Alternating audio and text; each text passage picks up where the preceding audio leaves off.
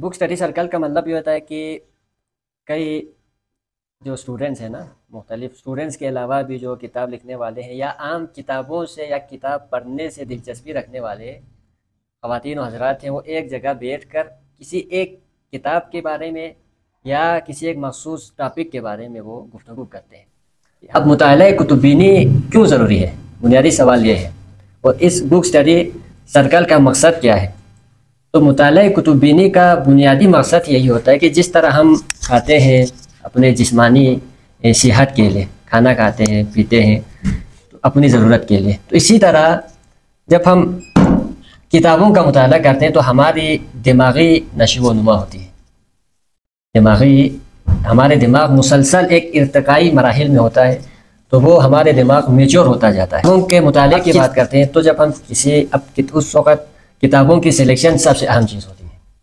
اگر آپ کے ہاتھ میں کوئی غلط کتاب لگ جائے، کوئی غلط ناول لگ جائے، تو آپ کی جو ہے نا پوری فکری زاویہ، آپ کا فکری تصور بالکل تبدیل ہو سکتا ہے۔ تو اب ایک میٹرک لیول کے اسٹوڈنٹس کو کن کتابوں کا مطالعہ کرنا چاہیے؟ اس کے اپنے لیول کی کتابیں ہوتی ہیں۔ اگر وہ اپنے لیول سے ہٹ کے کتابیں پڑھیں اور اسے سمجھنا شروع کریں، تو مثال کے طور پر ابھی جو میٹرک کے اسٹوڈنٹس ہیں ان کو اور ایف ایس سی کے اسٹوڈنٹس کو زیادہ تر ان کو اپنے سلیبس کی کتابوں پہ زیادہ ٹائم لگانا چاہیے۔ اب اگر ان کو اپنے سلیبس کے علاوہ کسی کتاب کو پڑھنے میں مزہ آ جائے نا، مزہ آنا شروع ہو جائے، پھر وہ اپنے کورس کی کتاب کو چھوڑ کے اس طرف چل پڑتے ہیں، تو اس سے اس کا بہت زیادہ نقصان ہو جاتا ہے۔ تو یہ کتابوں کی سلیکشن بہت ضروری ہے، پڑھنی لازماً چاہیے۔ میٹرک اور ایف ایس سی کا اسٹوڈنٹس بھی ہے تو اس کو اپنے لیول پہ اپنے شعوری سطح کو بہتر کرنے کے لیے کتابیں ہوتی ہیں۔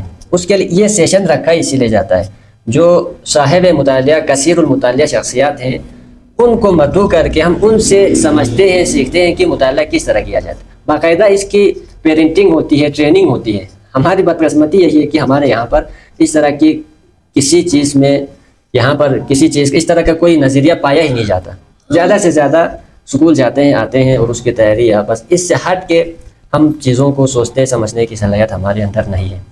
اسی وجہ سے گلگت بلتستان کا جو پڑھائی میں، تعلیم میں ریٹنگ سب سے زیادہ ہونے کے باوجود ہمارے یہاں پر شعوری سطح، لوگوں کے ذہنی شعوری سطح، خواہ وہ مذہبی حوالے سے ہوں یا سیاسی حوالے سے بہت نچلے سطح۔ آج کا جو سیشن ہے، جو ہمارا آج کی سیشن کا موضوع ہم نے رکھا ہے خواتین گلگت بلتستان، کردار، چیلنجز اور راہ نجات۔ اب جب ہم خواتین کی بات کرتے ہیں اور جیسا کہ موضوع بھی ہے، تو ہمارے معاشرے میں جس طرح مردوں کو جو اپارچونیٹیز، جو سہولیات دیتے ہیں ہمارا معاشرہ، ہمارے پیرنٹس، وہی سہولیات، وہی ماحول، وہی اپارچونیٹی ہم ایز اے پیرنٹ اپنی بیٹیوں کے لیے دینے کے لیے نہیں تیار۔ ایز اے سوسائٹی ہم اپنے معاشرے میں موجود ہماری بہنیں ہیں ان کو وہ مواقع جو ان کا حق بنتا ہے وہ دینے کے لیے ہم تیار نہیں ہیں۔ تو سب سے پہلے اب ہمیں ان چیزوں کو دیکھنا ہوگا کہ یار ہمارے سوسائٹی میں مردوں کی یہ سوچ بنی کیسے ہے، ان کا سوچ اس طرف اتنا دقیانوسی سوچ کیسے ڈیولپ ہوا۔ جب ہم آج کے معاشرے میں دیکھتے ہیں کہ سوشل میڈیا پہ مختلف اسٹوڈنٹس اپنی صلاحیتوں کا لوہا منوانے کی کوشش کرتے ہیں۔ ایک تو یہ ہے کہ ٹوٹلی یہ ٹک ٹاک وغیرہ پہ مکمل بے حیائی پھیلانے کی کوشش، وہ تو انڈرسٹوڈ ہے کہ اس کی کہیں پہ بھی گنجائش نہیں ہوتی۔ جو ہم مغرب میں بھی جائیں تو وہاں پہ بھی اس چیز کی پذیرائی نہیں ہوتی، ٹھیک ہے، لیکن پاکستان جیسے نام نہاد اسلامی ملک میں اب اس طرح کی چیز کا نہ ہونا، اور ہم جب خود کو مسلمان کہتے ہیں، پھر مختلف ہمارے اسلامی شخصیات سے، مقدس ہستیوں سے ہم اپنی وابستگی کا دعویٰ کرتے ہیں۔ اب ہم ہمارے معاشرے میں موجود خواتین کے رکاوٹوں پہ ہمیں ان کے اب رکاوٹیں کیا ہیں یہ ہمیں خود خواتین سے جاننے کی ضرورت ہے۔ ہم نے کبھی پوچھا ہی نہیں ہوتا کہ اب لوگوں کے مسائل کیا ہیں، اب ان کے مسائل کو جاننے کی ضرورت ہے، اور ان کے لیے اب جو خواتین آگے بڑھ چڑھ کے اپنا کردار، اپنا رول معاشرے میں ادا کر رہی ہیں، اب ان کا کردار بھی ہمیں پیش کرنے کی ضرورت ہے کہ ان خواتین نے ان سوسائٹیکل بیریئر سے اوپر اٹھ کے یہ خواتین جو ہے نا آگے گئی ہیں اور کامیاب عہدوں پر ہیں۔ یعنی آج کے دور میں ہمیں ہمارے خواتین کو اسلام کے نام پہ، دین کے نام پہ، مذہب کے نام پہ، قرآن کے نام پہ دبایا جاتا ہے۔ جب وراثت کی بات آتی ہے تو خواتین کو وراثت میں حصہ دینے کے لیے ہم تیار نہیں ہیں، قطعاً تیار نہیں ہیں، ٹھیک ہے، لیکن جب خواتین کے حقوق کی بات کرتے ہیں، ان کو پڑھائی میں آگے بیچنے کے حوالے سے بات کرتے ہیں یا ان کو کسی پوزیشن پہ آنے کی بات کرتے ہیں تو ہم ڈرتے ہیں۔ ہمارے معاشرے میں اس حد تک خواتین کے بارے میں رائے پائی جاتی ہے کہ خواتین کی آواز کا بھی پردہ ہے، یعنی خواتین میں سے اگر کسی کی آواز سنائی دے وہ بھی حرام ہے، شکل دیکھنا یہ وہ تو بہت بات کی چیزیں ہیں۔ ہمارے روایتی علماء یہاں تک کہتے ہیں کہ خواتین کی آواز کا بھی پردہ ہے۔ اب جب آپ قرآنی تعلیمات سے ہٹ کے اپنی طرف سے اس طرح کی تعلیمات پیش کرتے ہیں تو ہماری سوسائٹی کا ایک پھر بہت سارے متس بن جاتے ہیں اور پائے بھی جاتے ہیں۔ اس وجہ سے ہمارے اب یہاں پر اگر ہم دینی لٹریچر کا مطالعہ کریں، خاص کر قرآن مجید کا، تو ہم قرآن مجید میں بالکل ٹوک اور واضح پیغام موجود ہے۔ سورہ احزاب میں آیت نمبر 28 سے آپ لوگ 34 تک کا مطالعہ کریں، اس میں ٹوٹلی صرف اور صرف ازواج مطہرات کو اسپیسیفک احکامات دیے گئے۔ ہمارے علماء کیا کرتے ہیں، ازواج مطہرات کو نازل کیا ہوا جو اسپیسیفک حکم ہے اس کو بھی ہم عام مسلمانوں پہ لاگو کرتے ہیں۔ اب اس سے بڑے مسائل جنم لیتے ہیں۔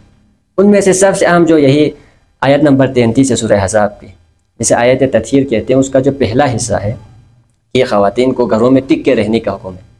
تو گھروں میں خواتین کو ٹک کے رہنے کا حکم عام خواتین کے لیے نہیں ہے، یہ ازواج مطہرات کے لیے اسپیسیفک ماحول میں اسپیسیفک حکم دیا گیا ہے۔ اب اس پہ اچھے خاصی لمبی بحث ہو سکتی ہے، میں صرف آپ لوگوں کو اس طرف اشارہ کر کے گزروں تاکہ آپ لوگ مطالعہ کر کے اس چیز کو سمجھیں اور سوال جنریٹ کریں۔ اور اسی طرح اگر ہم پورا قرآن کا مطالعہ کریں تو سورہ نساء کے نام سے پوری خواتین کے مسائل کے بارے میں پوری صورت موجود ہے۔ سورہ مریم میں حضرت مریم سلام اللہ علیہ کے نام سے پوری صورت موجود ہے۔ یعنی ہم نے خواتین کو پھر ناقص العقل بھی قرار دے دیا۔ اب ملکہ سبا تخت بلقیس کا نام ہے، قرآن مجید میں حضرت سلیمان کے واقعے میں بیان کیا جاتا ہے۔ تب اس میں دیکھیں تو ملکہ سبا ایک صدارت کی یعنی پریزیڈنٹ کے طور پر وہاں پہ پورے ایک سلطنت پہ وہ حکمرانی کر رہی ہیں۔ اللہ نے ان کو حکمرانی کے لیے چنا ہوا ہے۔ اگر خواتین کا اوپر کسی فورم پہ آنا، حکمرانی کرنا دین کے منافی ہوتا تو اللہ رب العزت قرآن میں کیٹیگوریکلی یہ بات کہتا کہ حضرت سلیمان کو ان کو اسلام قبول کرنے کے بعد اگلا حکم یہ ہوتا کہ ان کی جگہ کسی مرد کو بٹھائیں، لیکن ایسا نہیں کیا گیا۔ شرط صرف یہی رکھا گیا کہ آپ نے مسلمان ہونا ہے، اور انہوں نے بھی باقاعدہ پروسیس طے کر کے پرکھ کے اسلام قبول کر لیا، اور وہ وہیں پہ پھر اپنی سلطنت کو وہ چلاتی رہیں۔ یہ ایک مثال ہے جو اللہ نے دیا ہے۔ اور دوسری طرف فرعون کی بیوی حضرت آسیہ، اب حق خود فرعون ایک بادشاہ ہے، وہ اور اس کے وزراء ان کو اسلام کی دعوت کا سمجھ نہیں آیا، لیکن اس کی بیوی جو ہے اس کو حق کی سمجھ آ گئی۔ اگر وہ ناقص العقل ہوتی اور مرد مکمل عقل رکھتی تو پھر ان کو قبول کرنا چاہیے تھا، اس خاتون کو اسلام قبول نہیں کرنا چاہیے تھا، لیکن اس کے معاملہ اس کے بالکل برعکس ہے۔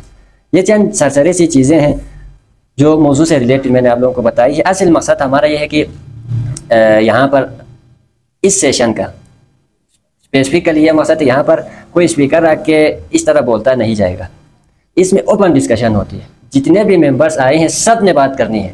اس سے ہمارے ممبر ہیں یا باہر سے کوئی آئے ہیں تو ان کے اندر ہمارے یہاں خود اعتمادی کا بہت بڑا فقدان پایا جاتا ہے، تو وہ خود اعتمادی بھی پیدا ہو جاتی ہے، اور ساتھ ہی ساتھ کتابوں کے ساتھ کتاب دوستی کا کلچر جو ہے نا ہم نے اس کو پروان چڑھانا ہے، یہ ہمارا بنیادی مقصد ہے۔